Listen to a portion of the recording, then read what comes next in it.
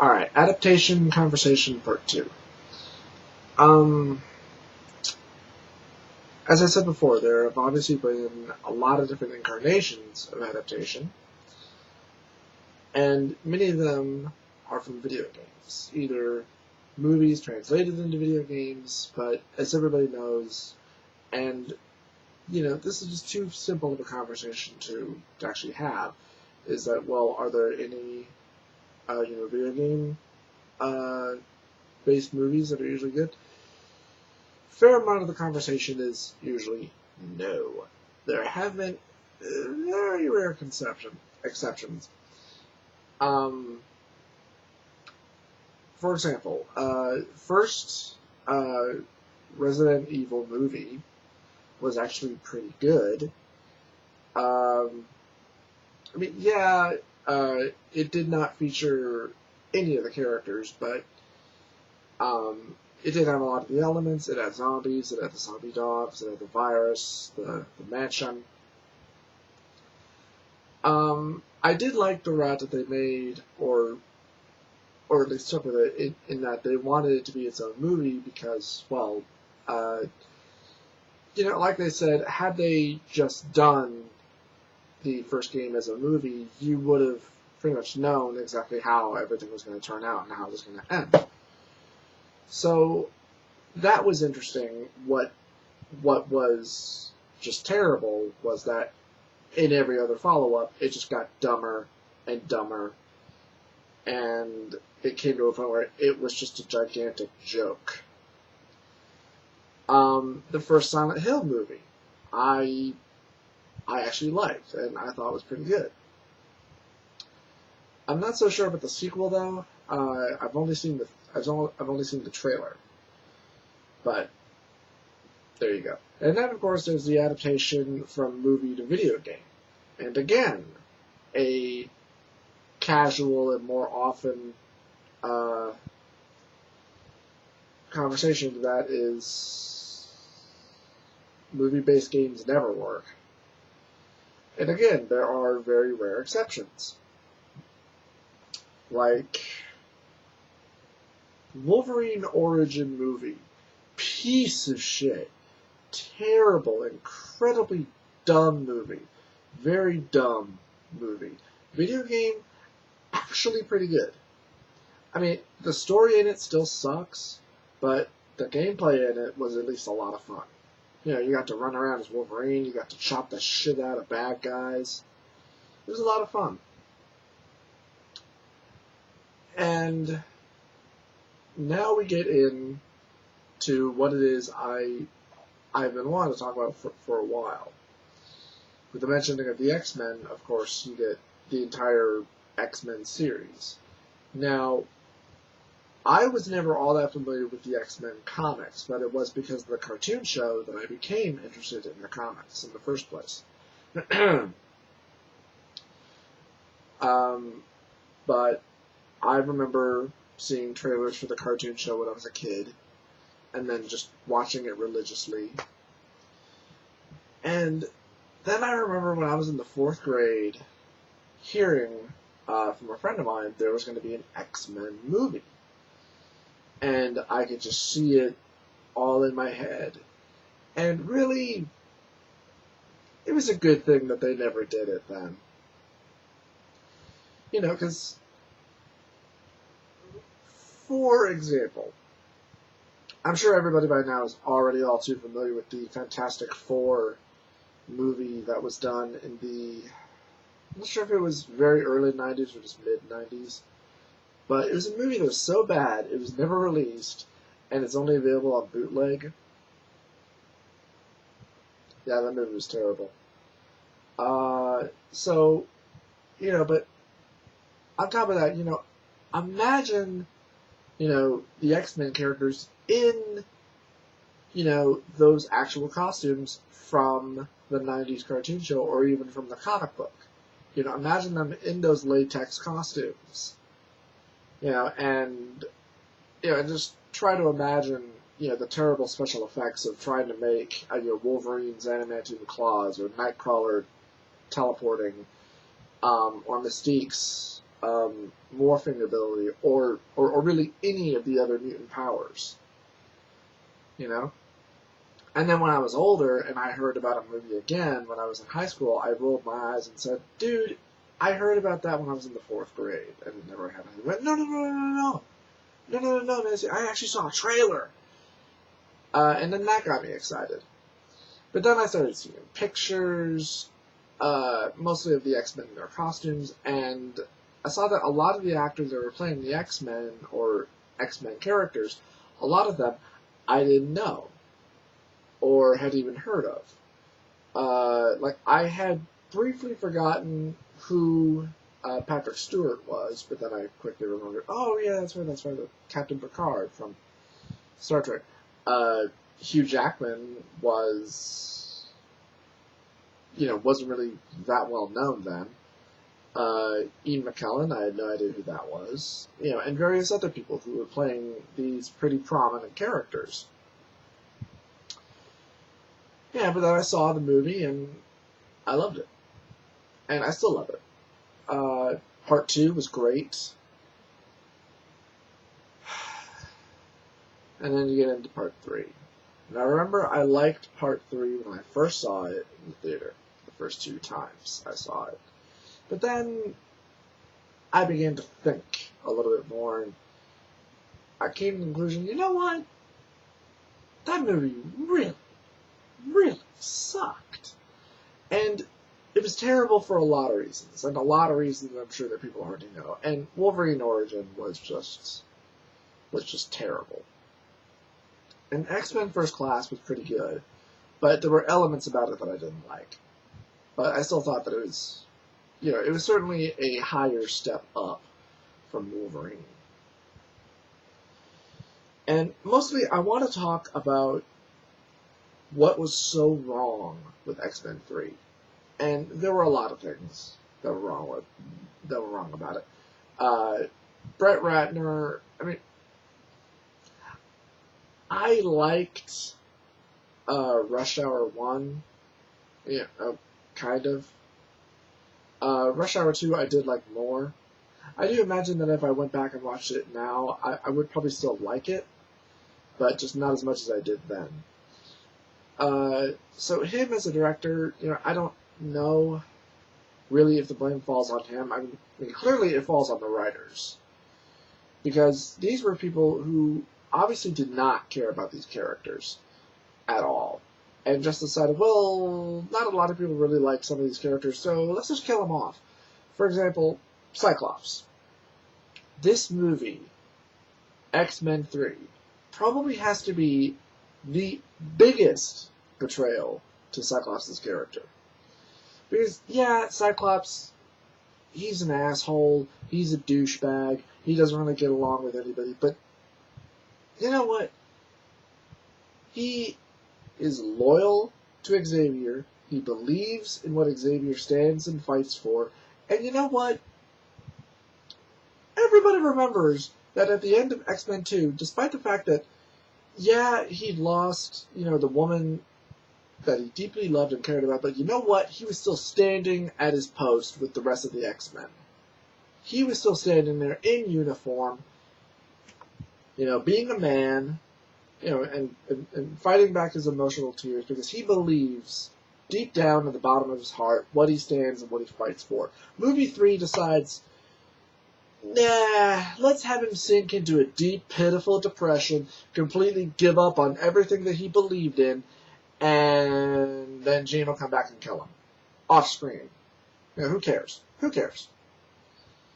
That's just shitty hack writing. That's terrible writing.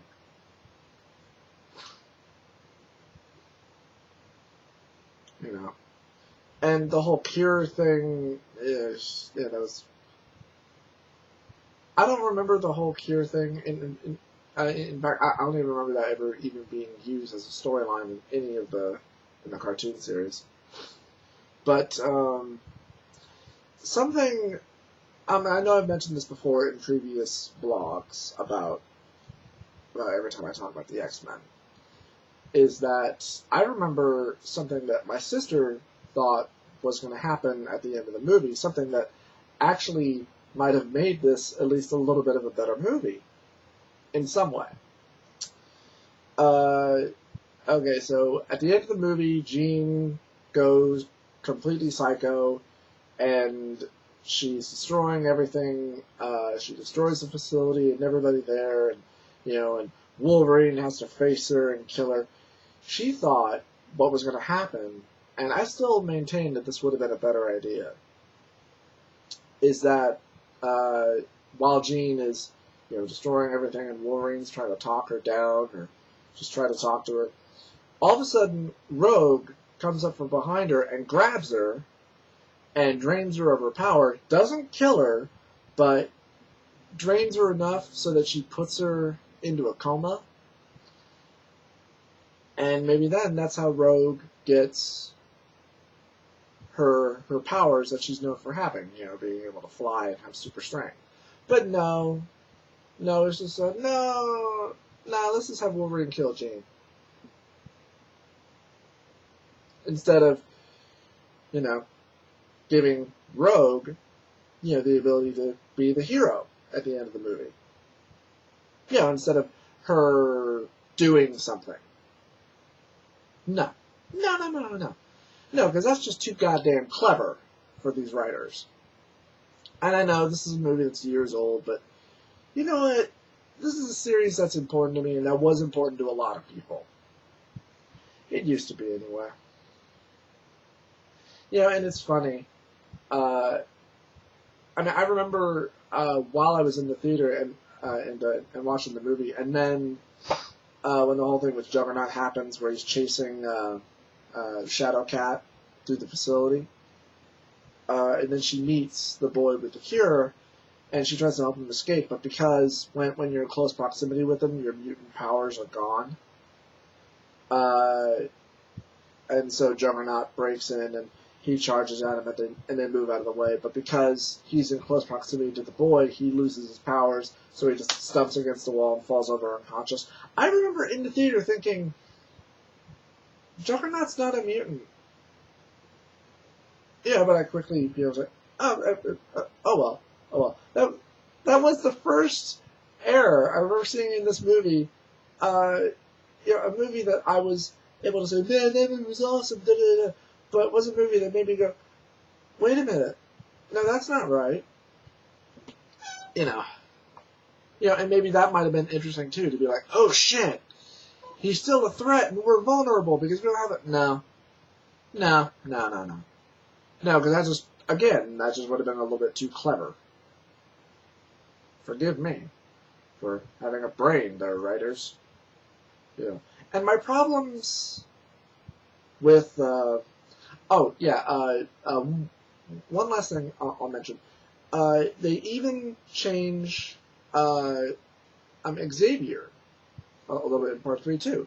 For example, with the whole Jean thing, when she first comes back, and it's revealed that that she has this other personality, the Dark Phoenix, and so Xavier is trying to suppress that.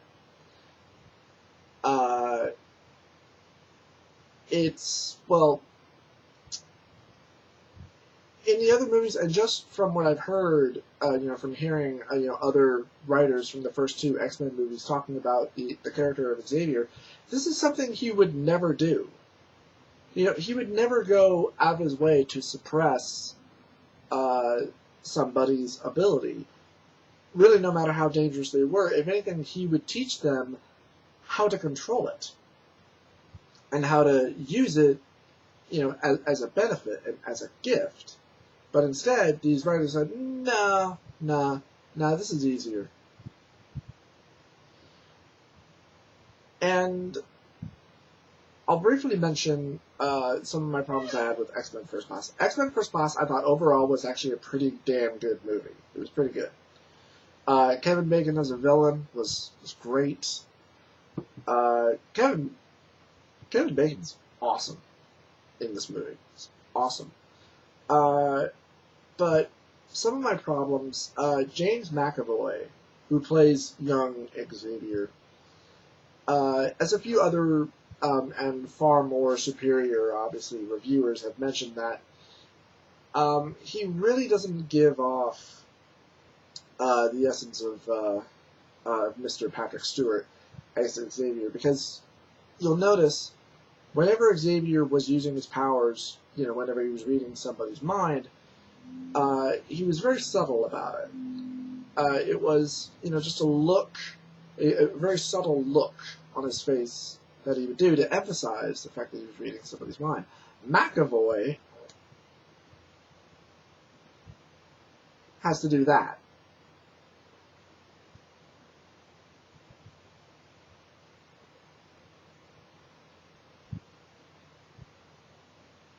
I just found that very annoying. He does that every time he has to use his power.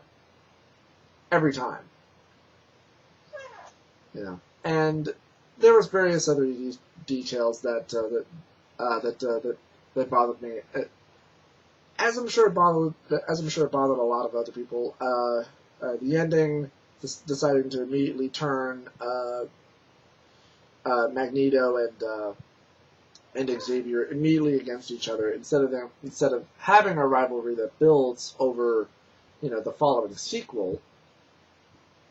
Having Mystique be an original X-Man, and the girl who played Mystique, I didn't like her that much. What else? Some of the characters who started off as good guys and then just randomly decide to turn, even after their best friend was killed right in front of them. Yeah, I thought that was stupid. And Magneto at the end of the movie in the Magneto costume. As anybody I'm sure remembers what Magneto's original costume in the 90s cartoon looks like, it was, purple.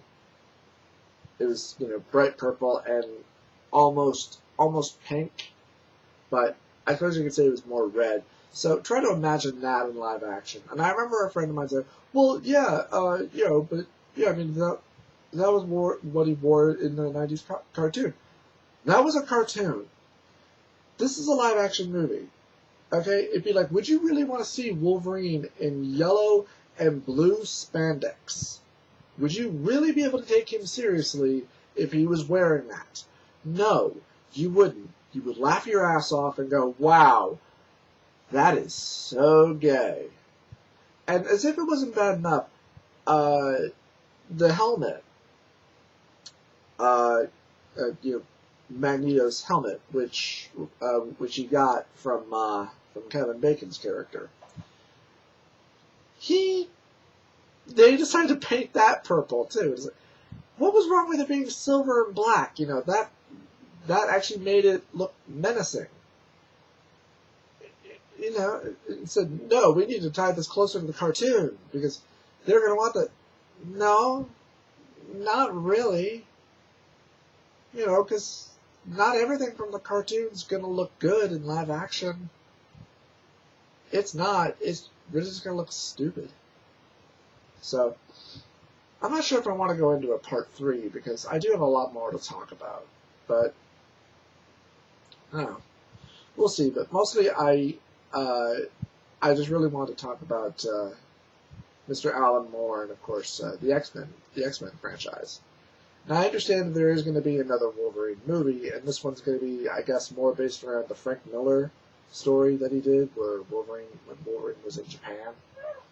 I still maintain the idea that a better Wolverine origin movie would have been, I don't know, him in the Weapon X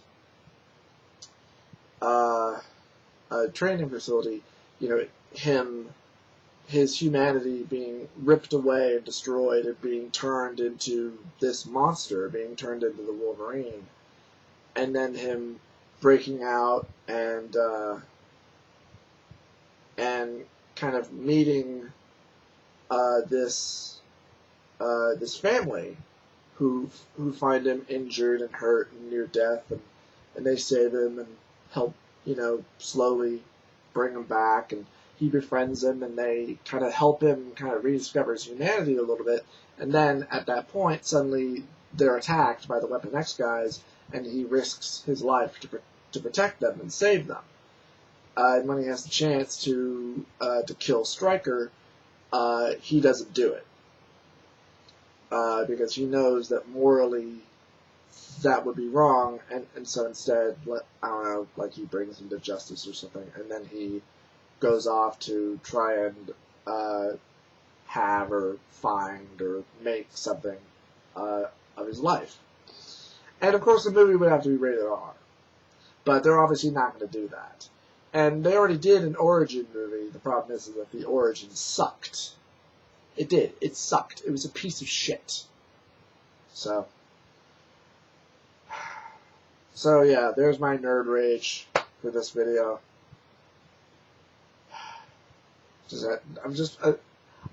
I've wanted to get that off my chest for a while. So, alright, maybe I will make a part 3. We'll see. See you guys later.